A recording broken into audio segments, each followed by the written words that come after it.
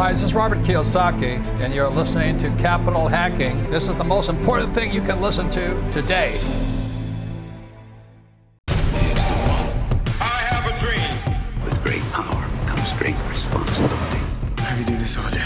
This is it. Don't get scared now. They may take our lives, but they'll never take our freedom. Cinderella's story out of nowhere. Did you know that the only thing we have to fear is fear itself? Capital hacking begins in 3, 2, 1. Welcome back to Capital Hacking. This is Josh McCown. Hey, you're going to love this episode. Why? Why can I say that with such confidence? Because MC Laubscher, who is the world famous Cashflow Ninja, comes and visits us today and teaches us. Spoiler alert, he has a brand new bestseller book, will be a bestseller as soon as he releases it, coming out on family business or family offices for the business builder. So basically, he's going to unpack what he has been learning for 20 years now by interviewing family offices, interviewing entrepreneurs that have built companies, and how the mindset of a family office can transform the legacy of people building companies right now. So this is a chance for you to enter a mastermind conversation. He's even going to talk about the 5 steps and the 5 pillars of doing this in your family today. Don't worry. No matter where you are in your journey, no matter where you're building or what you're building, this is a thought-provoking, idea-generating, action-laden interview with MC Laubscher. Can't wait till you check it out. Let me know what you think in the comments. We appreciate you. See, MC Laubscher, when I get to interview you on the big show, I try to remind our listeners, MC, that you and I not only were friends and you've helped me so much with my own personal needs in the world of insurance and planning, but you also joined us as a partner, which was awesome. And not only that, you're a major keynote speaker for us. So, what's interesting, sir, is the conversation we're about to have. It's going to be one of those where I'm going to be holding on to the steering wheel and I'm going to understand almost everything you're saying, like our listeners, but there'll be a little bit where I'm like holding on white knuckle. I'm like, I think I know what he means by that. And that's okay. Listeners, if you're about to listen to MC, and we'll get into a couple really cool things after we check in with each other about you, your family, and your legacy, and how your business communicates with your family legacy. That's really what I think MC is just the best in the world. And it's not all going to make sense the first time you listen to this. That's the one thing. So, and if you're like me, you're trying your best to learn a new language. And that's what these calls and conversations are all about. So MC, welcome back to the big show. Thank you for doing this with us and the wonderful people of Capital Hacking. Love being back and love all the Capital Hackers out there and love the Learn and Grow community. So I've been excited to have this conversation, Josh. Great to see you. Yeah. And we're releasing this in the summer. So it's summertime. Let's check in on the Laubscher family. Tell me about the family. For those of us who don't know you, where do you live? How come you have such a cool Egyptian accent? And just tell us about your family as well, because we love them. Yeah, no, appreciate it. So yeah, the summer has been great. Very, very busy family. So I've got 2 kids, a son that's 9, Christian, daughter Josephine, great. She's 7, and my wonderful wife Megan. That's my crew, and we've done some adventures this year. We went to go visit some family in Australia. We came back. Both kids are very active in sports. Baseball, softball, soccer, all that stuff. So we've been going full speed ahead on the sport front, but then also exciting to go visit some family in South Africa towards the end of the summer.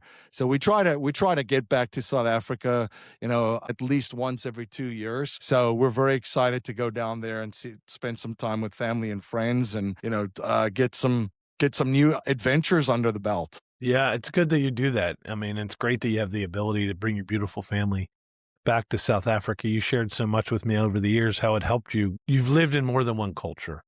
And when someone's lived deeply in a different culture, you see things, sometimes you see things before, and you see how conversations in the news today have ripple effects 2 years from now, 10 years from now. And you just see it because you've lived it twice now. You've lived in 2 different cultures. So we may or may not get into all that right now, but I was joking earlier, you're not from Egypt, you're from South Africa. Tell us real quick, since not all of us know this, I didn't know it until I got to know you, my friend. There's a language there called Afrikaans. Would you speak to us in a nice, what's a normal expression you could, what's a normal greeting or something that's like 5 to 10 words so we can hear some Afrikaans? Hey everybody, it's Robert Helms, host of the Real Estate Guys radio program. And when you're not listening to our show, make sure you're tuned to Capital Hacking. You're going to dig it. Ja, jy is heeltemal korrek, Josh.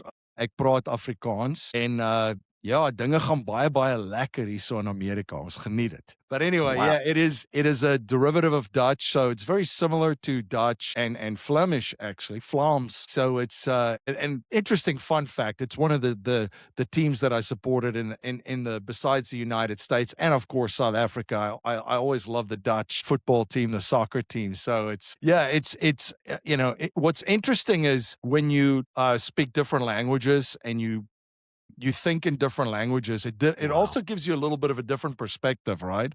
So It it's does. been, yeah, so it's, yeah, it's, my kids don't speak it yet. My wife actually speaks fluent Spanish. She was a Spanish teacher Nice. on stage. So we'll get them up to speed with that.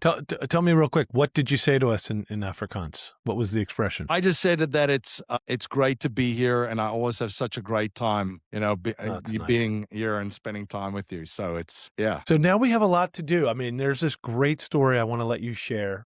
You know, your background, not only your beautiful family member, you were once, I believe you were a professional rugby player. That's how you got to America, correct? I played at a high level and I played in different leagues. So that was always a lot of fun. Got to travel the world and most of the United States. Got to make some great friends, great memories. And, you know, it's a very physical sport, obviously. Yeah. Tough, rugged, physical, very similar in the ice hockey vein. Yeah. Very similar mentality too. It's funny, you know, I mentioned the Soccer World Cup, the FIFA agree. World Cup. When you see soccer guys falling over, it's funny because rugby guys and ice hockey guys always pretend that they're never hurt. Although I know. they're standing there going like just gnawing at their teeth, right? But yeah, it was a lot of fun traveling and playing a different sport. And, you know, there's a great community all over the world. So it was a lot of fun. Is that how you got to America? That is, yeah. So I traveled, ended up playing in a league here up until 2007. And actually, that's how I got into this world of alternative investing, because as I was traveling and playing rugby in different cities, you know, you could do different things on the road. I was one of those guys that read books. And, you know, my mom actually gave me Rich Dad, Poor Dad while I was visiting South Africa. So I read that literally as I was traveling, blew my mind, took some of the capital I was generating playing sports, and I bought my first property, my first investment property. So that's literally, I got into it 6 months, I think, after I read the book.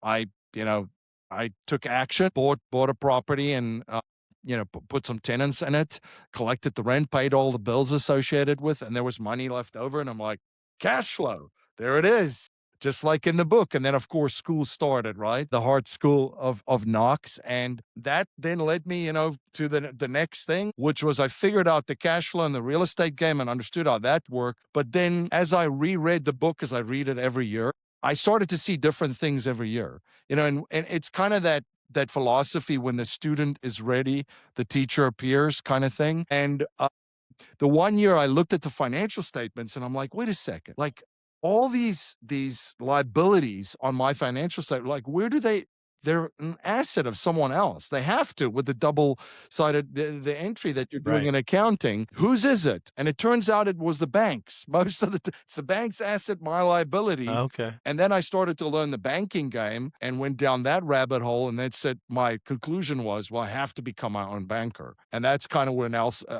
the work of Nelson Nash came to me. And I started to, you know, again, through the rugby community, also meet other real estate investors, folks that have similar family office structures, which I know we're going to talk about. I got exposed to that world. So it's like the one thing leads to another, right? It's amazing how life actually works now that I can reflect on it. And you know, we haven't even mentioned it yet, but you know, I met you because you're the world famous Cashflow Ninja. The top of the book I'm showing on screen is a fantastic ninja talking about cash flow, which is a huge part of your life over the last 10 years, right? Correct. So you know, I was trying to build a real estate business. I discovered infinite banking.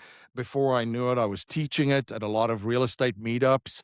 like the old school ones before you know had all these platforms where you actually had to get the free newspaper to see where there's a local real estate meetup, you know? So met a lot of people there, started teaching it, and then eventually started my own firm. And that was 11 years ago. And then 10 years ago in 2016, I started to share stories of clients. And because I just was exposed to so many different interesting people doing interesting things, running interesting businesses, I started to record it. Came up with the name Cashflow Ninja for the show because cash flow was kind of the theme in business, investing.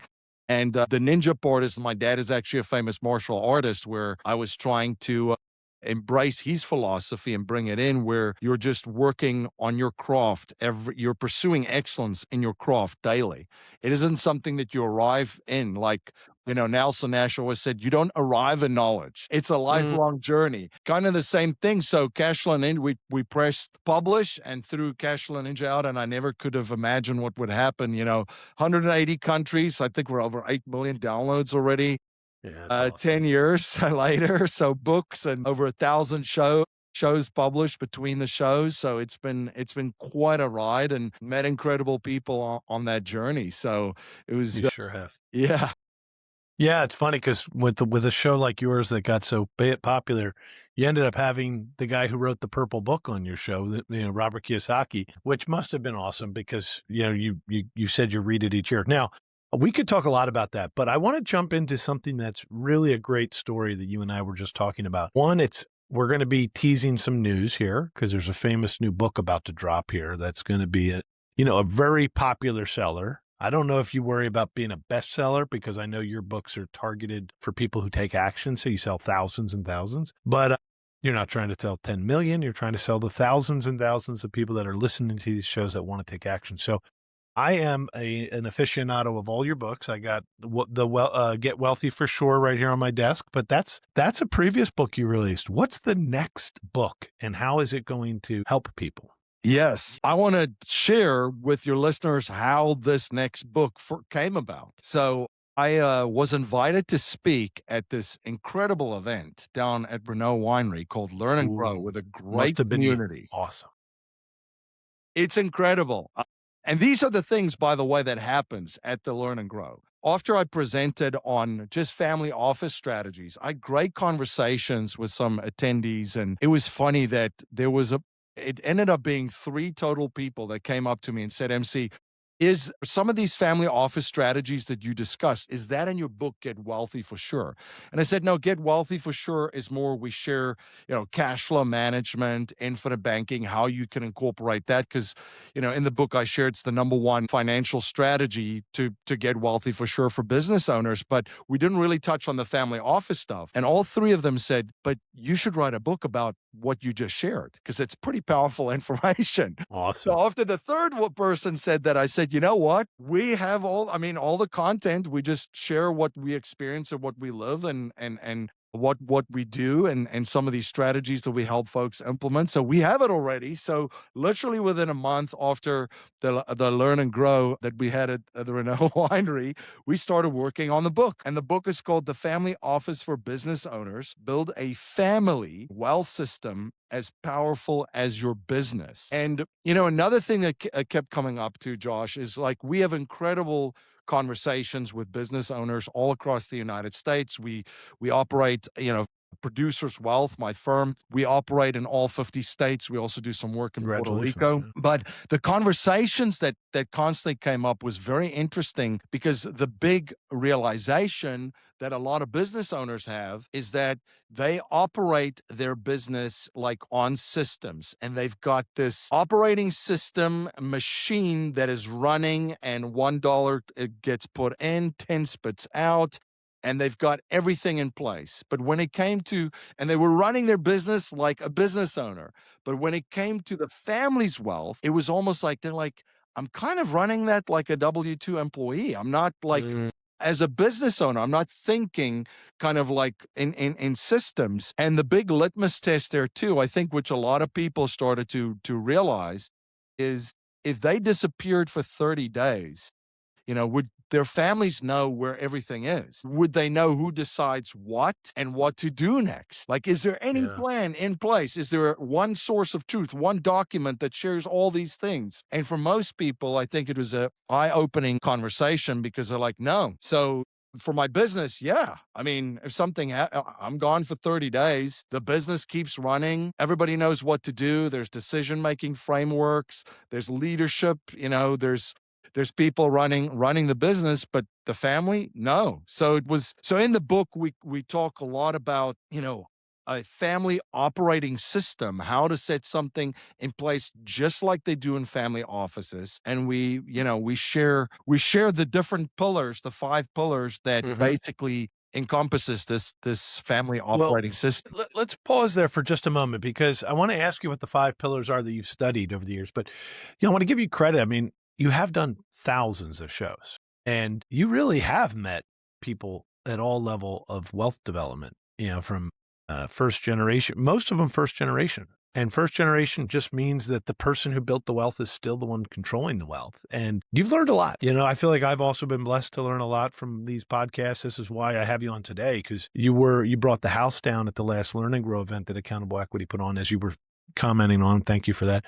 But this concept, I actually love the title. If you can repeat it one more time, because by the time the show comes out, I might be available for pre-order. Go ahead. It'll be available on Amazon, The Family Office for Business Owners. Good. Stop there. Yeah. The Family Office for Business Owners. And this, this is like code language. If you're listening, you're driving and you're wondering. So what he's talking about here is, so there's, sometimes you think of family office as a group that has had tremendous wealth and it's being passed down to the next generation, or they're involved in placing capital. And that is how some family offices are. And some family offices are like extreme businesses. They're in the news these days. They're in the billions and billions of moving capital. But what if we all could start a family office? So if you have a business, I think that's what I like about your book. Even an early stage wealth builder who's not got the $100 million budget to build a family office, but wants to behave and use those strategies, I think you're going to share with us the strategies that we can start to adopt at any point in our development of business. We don't have to wait till we have a $100 million exit, right? Hi, this is Melanie McCallan. Josh and I are just so grateful for the many investors who have already joined us at Accountable Equity. Accountable Equity is so much more than a capital group. It's really a community of accredited investors that want to learn and grow together. I just want to personally invite you, if you want to find out more about this type of investment and see if it's right for you and your family, please visit us at accountableequity.com. Hey, it's Hal Elrod, author of The Miracle Morning, and you're listening to Capital Hacking. Enjoy. You don't have to be a Rockefeller to do what the Rockefellers do. I think that is the big misconception, because a lot of people think about family offices. And I mean, if you think about just capital engines and capital allocators, there's more capital under control in family offices today. And this is not according to, MC Laubscher. This is according to EY, formerly Ernst and Young. They released a report. There's more capital under control in family offices than private equity and venture capital combined. So these are the players. So, my approach to sport was always, I look at the best player in my position. I look at it, I study them. I look at what they do. I study game film, diet, strength and conditioning, recovery, all that kind of stuff. So when it comes to, just financial strategies and wealth building and wealth creation, it's like, these are the players that you have to take a look at. So you don't have to need $100 million to put the same kind of structures in place. Because basically what it is a family office isn't just a building or something for the uber wealthy.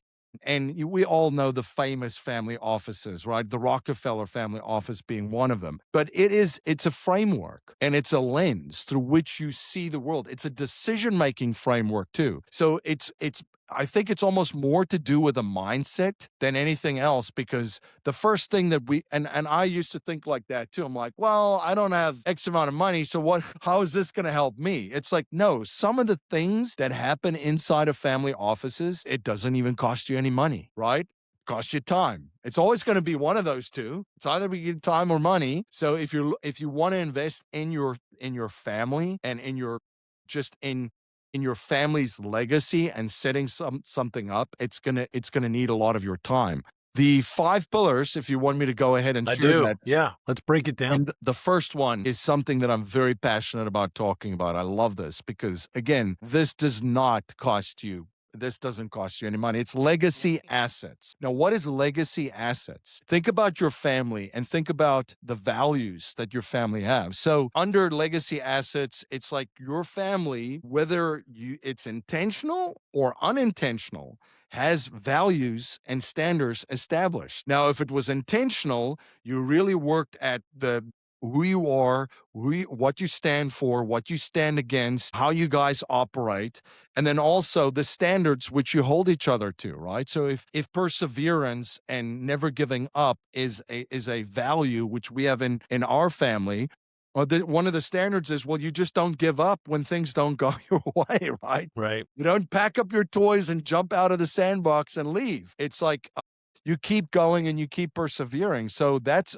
something that you could do at the dinner table tonight. Yeah. Literally. You know, when I was on your show years ago, I think you had a section of all your shows where you would say, at the end, you'd say, if you could pass on, and if you, one value or belief to the next generation, what would it be? Do you remember that question? You used to ask it many, many times. Yep. Well, how did you phrase it back then? You cannot pass on any money to future generations, and you were only allowed to pass on, let's just say, 3 principles or values for your children or for the next generation. What would they be? And because again, this is the things that you could do today. Like you don't have to pass away to give it to the next generation. You can establish all these things. And the thing too, Josh, is like, and this I think is a light bulb for a lot of business owners. Your company and business has a culture because you're intentional about it. Right. And I mean, like I rave about the culture that you and Melanie and the team has built just at Accountable Equity and Viva Me. It's incredible. Same thing for your family. Like a lot of people know that, yeah, I have this culture in our business. Okay, what type of culture do you have in your family? And it comes from establishing the values, the standards, and that builds the culture that's around there. And there's fun things that you can do too after you've established the values. You can, we all pull European crests, right? If you're from Europe, heritage. You can, one of the funnest exercises that we did as a family is we created our own crest with the kids. And we understood the values that is within our family. And then we all kind of like put something together of this crest. And we have it all over our house now because, again, it's part of who we are. And we're building this culture that we see it. It's almost like, you're indoctrinating yourself because you see it there and you're like, did I live up to that today that we talked about? Because you got to hold yourself accountable too, right? Because children learn by observation more than what you say. They learn by what you actually do. And once you have that, then you can actually set up your statement of purpose, which is, the why, the Declaration of Independence for your family. Then you could set up the family constitution, which, like the U.S. Constitution is the how. And then you can also create stories. Every family's got stories. That's part of your DNA, your culture, right? Every family's got heirlooms. Everybody's got them, whether it's, family Bibles that come out from Europe. I actually have a Dutch Bible that the firstborn son gets, along with all the crazy names that they get hit with too. That's why I go by MC. But it's like you get the heirlooms, you get the stories. And this, again, all this kind of stuff is under legacy assets. And it doesn't cost you any money to sit around the table and have these conversations with your children or your grandchildren, right? But you know what it does cost you? It costs you deep. 2 things. I'll just share this with you. Melanie and I have been working on this for 3 years now. The intentional conversations that are needed when you have adult children, and then of course you have young children. It is hilarious to watch us try to gather for a family meeting. The kids, there's adults in the room. So they're like, maybe they're into it today. Maybe they're not into it today. And then there's littles. And so it is an act of humility to do it because you're going to sit there and debate. I'm sorry, we're going into this a little bit more. You're going to debate what the family holds valuable. And they're going to often be able to say, but you're not living up to that or whatever. And it's funny. It's not funny. It's just one of those humbling things where none of us are going to get there. we're not going to get to perfection on the values, but I think it's great to go through, debate, and state the values. So I've held you up on legacy assets. I like it. Of course, legacy assets can mean 100 other words, but this is what you mean by it. Yeah, exactly. The things you're passing down. You said a very important thing too, is don't try to go for perfection. I mean, this is all a work in progress. It's a moving target, all of these things. The other thing that also keeps it together, and I'll finish off on the legacy assets on this, is the family mastermind. And this actually comes from the 5 Men from Frankfurt, the book on the Rothschilds, where the patriarch sent his sons to all of the major financial centers in Europe, and then eventually they would get together once a year for a family mastermind. Again, look, the values, standards, culture, this is how you keep building on them, right? Okay, Because I didn't know otherwise, that. if you just set this stuff up and everybody goes in different directions and never come together, and you could do this once a year, you could do it, quarterly. It's something that could live forever as a family tradition, right? And again, you don't have to go to exotic places. You can do this at your home, but it's something that the family can build on and a tradition that you could start that continues even when you're not around to see it happen in the future. The second piece is insurance, legal, and tax structure. And this is, again, the concept here is the best returns in the world get erased by one lawsuit, one tax bill, or one badly built entity. This is the structure, and this is where your insurance, legal, and tax professionals come in. And believe it or not, this is almost like setting up this infrastructure as opposed to all the other pieces is actually one of the easier parts, right? Okay. Yeah, because this is just, we're going to set it up this way, and if it's set up correctly, operating how we want this to operate, then it's going to do exactly what we want it to do. I will just add, listener, I'm you, Mrs. Listener, Mr. Listener, and I'm thinking, it sounds easy for MC to talk about an insurance, a legal, and a tax, but not many people have the kind of strategist that you're describing, MC. So I imagine just a quick, for those of you who are nervous driving and you're like, we need to do this now, MC's going to share his contact info because he gives away advice for free, of course, on people he's used and people he's seen succeed. So feel free to reach out to him. He's great at that. I've used it. I've used his advice for that. Go ahead. Sorry, MC. Go to the next one. No, and just to hit one more time on that second pillar is that most people don't have a wealth problem. They have a structural problem. Like, structure is the problem. So if you get the structure correctly, you're going to be able to preserve the wealth and contractually have that wealth go into the next generation and the generation after that and so forth. The third one's very, very interesting. And this is also a part where you're going to need some time investment, governance and risk management. And people say, well, what does that mean? Most families don't get taken out by one event. They get taken out by small problems that snowball because nobody knows who needs to decide what or has decision-making rights, right? So this is a very, very important thing where having family governance in place is everybody's on the same page. Everybody knows who's responsible for what.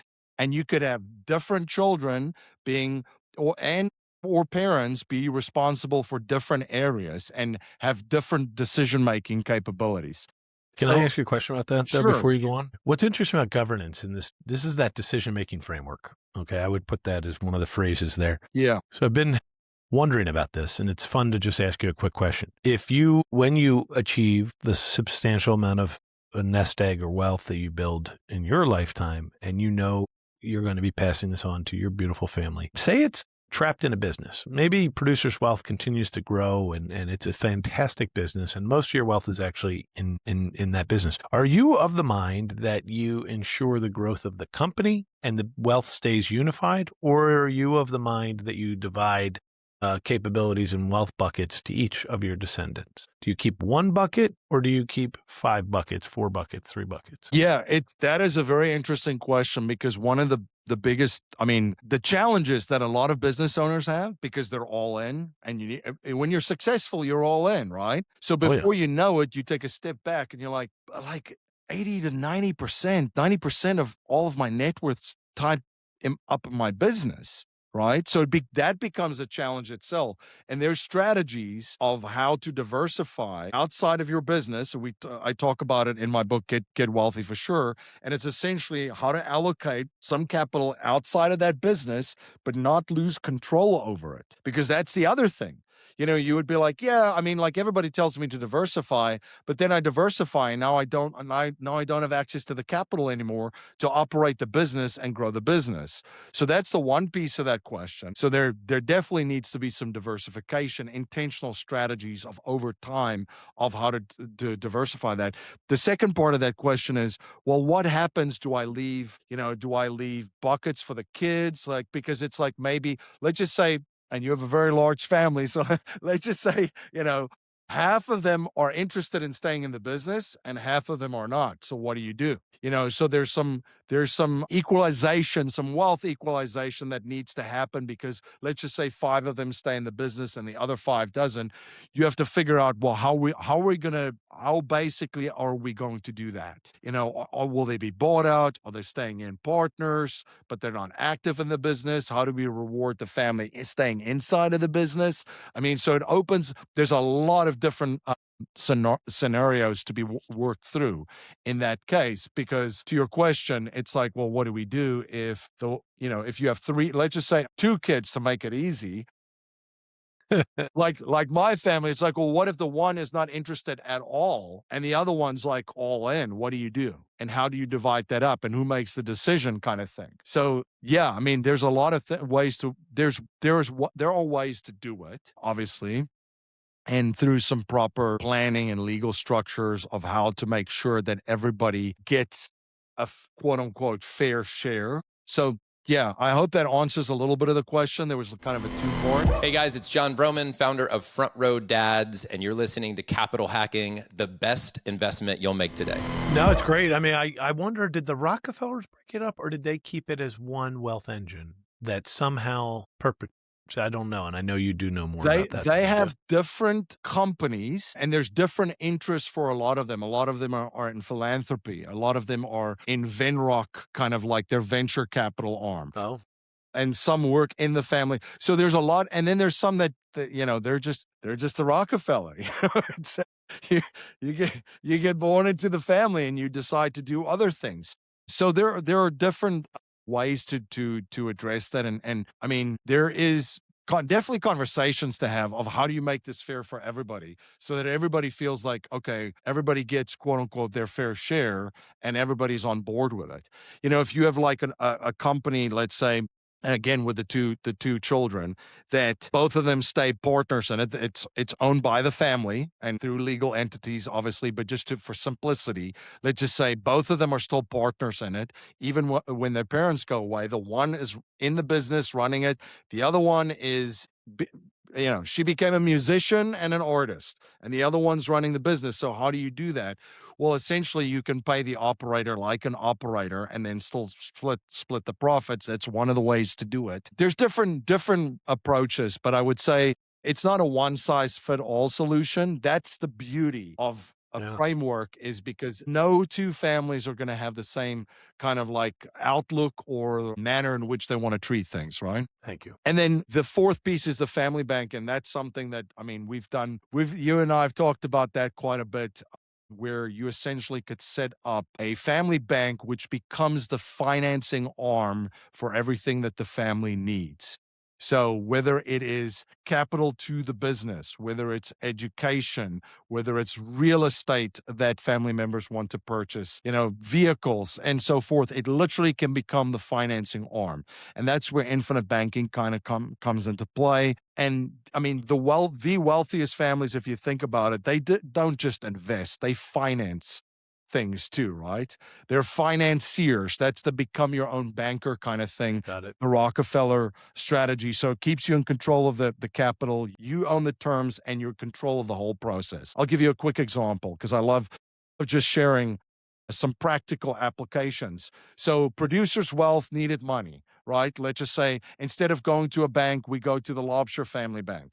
The Laubscher family bank then gives the capital to the company, but it's all done above board with a note, right? So and we're a service-based business, so let's just say the note was 10% on 200 we would need. And in the note, it says if we pay it back early, that you're paying the full amount. You're paying, the $20,000 on the $200,000 that you borrowed. So even if you pay it off early. In that situation, if you think about it, we controlled the whole process. The business got the money to operate and hire and bring in technology, and the family bank made the profits, and the family controlled the whole process. That's what we talk about financing.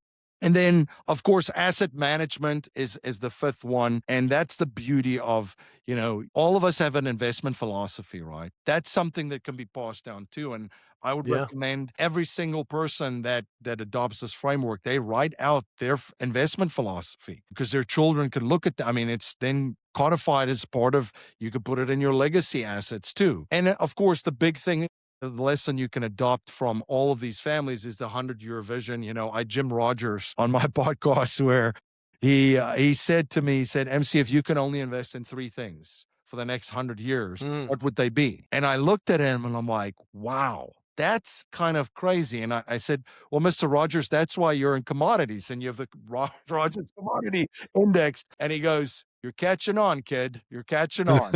But he was thinking in 100 years, he's like, there's corn's going to be around, they'll have bread 100 years from now. All these other commodities will be around. So anyway, it was fascinating. But those are kind of the 5 pillars. And again, this is a work in progress. You could start it, revisit it every year. I mean, we add to our stuff every single year. It's been 5 years since we've kind of like implemented this operating system. And every single year we revise, we revisit, we update. So it's a moving target. It's not a set and forget kind of thing. No, I do think for some of us listening, this might be the first time we've thought through the whole plan here. I mean, one of the words that I love when you talk about that family bank, number 4, and of course you did a great job outlining all the thinking, all the math in the book, Get Wealthy for sure. But, we've done that. Melanie and I've done that. And you've helped us do that. We worked with you as a client. And we couldn't be more grateful for what you've done for us there. And then we came back and worked with you on securing our businesses with key man insurance. So thank you for that. But what I loved about family banking and what you've taught me over the years is that when you break through the mindset of being a W-2, early wealth builder, and you start to see the word collateralization, and you taught us that concept. I don't know if that's, it's not a key thing that you brought up today, but that's the way I look at a family office. So once this is all set up, they could buy assets that they then borrow against later to buy 2 assets. And then they wait and they could borrow against that 2 assets to buy 2 more assets. And that, what I guess I just described is a type of investment philosophy, right? Is the idea of letting the assets buy the next asset, which I think you and I learned from Robert Kiyosaki as well, Yeah. So it is a mind bender when you go down the rabbit hole of Get Wealthy for sure, your other book, and you start to understand infinite banking a little bit, then you see it happen in your own life. Then you start to really break through the code or crack the code and start seeing how the wealthy of the wealthy get advised to do it. Oh, and then by the way, those types of strategies I just described are often very tax efficient. To let asset 1 function as collateral to buy asset 2 using maybe a finance mechanism in between means you probably didn't have tax consequences. So, look, I can't wait to read your new book because it's focused on people that have business, family office for business owners, right? I think it's going to be a bestseller in many categories because that's the elusive part when you're building a business is you're like, look, I'm killing myself over here selling, working, building. I don't feel like I'm ever going to be rich enough to have a family office, but I want to think like them. I want to build like them. And then maybe in the end they get there. So yeah. But as we're wrapping here, can you share with us how we can reach out and share with us your final thought? Because I think our audience loves when you're on the podcast. No, I love it. And thank you for having me, Josh. Final thought too, the collateralization that you just mentioned, and I studied a fellow South African, Elon Musk, 2 years ago, because Elon was in a lot of lawsuits. I mean, that's part of the game for him. But in that, discovery, a lot of the stuff is revealed, and that collateralization strategy is genius. He's been doing this for years because he would take, let's just say, Tesla shares, collateralize them, borrow against it. So he doesn't sell them and pay taxes. He borrows against them, purchases Twitter, then finance the rest, kind of thing. And so it's a very, very powerful strategy. But as far as the book, I'm really excited for it. The Family Office for Business Owners: Build a Family Wealth System as Powerful as Your Business. And you can grab a copy on Amazon, or you can go to producerswealth.com/family office book and also grab an ebook and an audiobook. So producerswealth.com/family office book. And then, as I mentioned, on Amazon. Thank you, buddy. I appreciate you. Thank Can't wait to you. have you on again. Yeah, appreciate you too. Thank you. You did it. You made it to the end of the show. Thank you so much. Listen, I've been listening to podcasts for years and years now, thousands, and I know that I loved the episode if I made it till the end. So thank you for doing that on our podcast. Hey, would you like to join the club? Just feel great about the Capital Hacking Tribe. Feel free to post a 5-star review anywhere you want, or leave a comment on YouTube below the video. We appreciate you. We want to serve you more. Reach out to me directly anytime you want. I'm on LinkedIn. That's probably the fastest way to reach me. Facebook, grab me. Let me know what more I can do for you in the show. And hopefully, let's meet up at one of the resorts. Thanks again for being part of the community.